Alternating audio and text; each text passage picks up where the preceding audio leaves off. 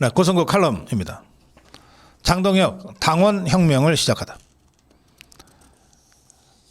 뉴데일리가 책임당원 100만 명 시대를 좀 자세하게 분석을 했어요. 국민의힘 책임당원은 2023년 윤석열 정부 출범 다음 해 2023년에 91만 명대까지 늘었다고 합니다. 이것은 윤석열 효과겠죠. 그런데 지난해 한동훈이가 총선을 말아먹고 난 다음에, 그리고 윤석열 대통령이 국회에서 탄핵된 다음에, 그리고 헌법재판소가 파면을 결정한 그 다음에, 그리고 나서 이어진 대선에서 김문수가 패배하는 그 4개의 사건적 계기를 통해서 70만 명대 초반까지 급락해버렸어요. 불과 1년 사이에 한 20만 명 정도가 책임당원에서 이탈해버린 겁니다. 그래서 8월 말에 전당대회를 할 때 책임당원 숫자가 75만 명이 됐던 겁니다. 그런데 그 전당대회에서 장동혁 대표가 승리하고 나서 그로부터 불과 3개월여만 아닙니까? 이 3개월여 만에 20만 명 이상의 책임당원이 급증했어요. 그럼 이거는 뭐라고 설명해도 장동혁 효과라고 밖에는 볼 수가 없는 겁니다.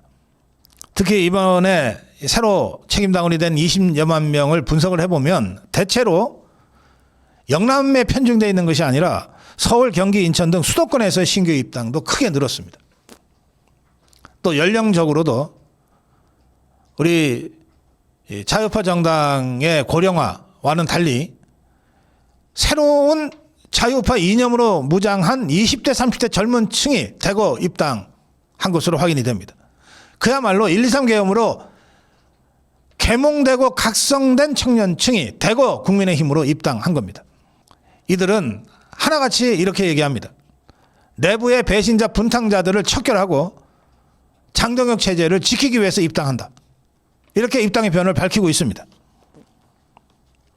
이렇게 되자 국민의힘에 또아리를 틀고 때로는 10여 년간 이 단물만 빨아먹고 있던 기득권 국회의원들, 이 자들이 새롭게 입당한 이 청년층 중심의 책임당원들을 보고 경악하기 시작했어요. 자신들의 기득권 밥그릇이 깨질지도 모른다. 그래서 이것들이 당원 70, 민심 30으로 당원 개정하는 것이 잘못된 것이다. 이렇게 떠들어대기 시작한 겁니다. 그리고 장동혁 대표에게 사과하라고 압박하기 시작한 겁니다. 주호영이가 그 대표격이죠. 이자가 무슨 대구시장 나간다고 껍죽대면서 당원 비율 높이는 건 아주 잘못된 길로 가는 거다 했는데, 불과 3년 전에 이자는 원내대표를 맡고 있을 때 100만 당원이면 당시비 민심이라고 공개적으로 떠들어대기도 했던 자입니다. 다 떠나서 주호영이는 대구 지역구 수상에도 제대로 못 갈 정도로 아주 완전히 망가져 버렸어요. 이렇게 되자 당심 70, 민심 30 당원 개정을 주도해 왔던 나경원이 SNS에 이런 글을 올립니다. 당심 70 이상 확대를 추진하지 않으면 가만히 있지 않겠다는 당원들의 강력한 항의가 많다. 당원 70% 이상 상향은 내 변함없는 소신이다. 당내 기득권 철밥통들의 조직적 반발 때문에 잠시 숨고르게 했던 당헌당규 개정은 그대로 직진할 겁니다. 당헌 100만 시대를 열었다고 해서 우리 자유파 정당의 쾌거라고는 하지만 아직 170만의 권리당원을 갖고 있는 더불어민주당과 싸우기에는 다소 모자라는 부분이 있습니다.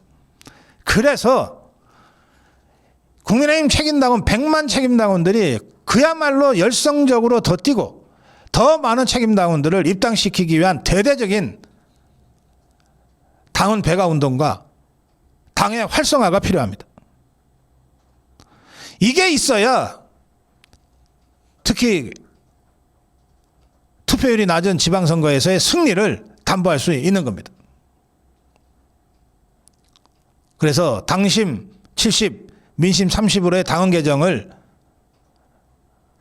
추진하고 동시에 지금 3개월 연속으로 당비를 낸 사람들한테만 이 투표권 주는 것을 조정해서라도 더 많은 책임당원들이 이번 지방선거 공천에 적극 참여할 수 있는 문호를 열어주는 것이 국민의힘이 지방선거에서 승리할 수 있는 가장 중요한 전략이다.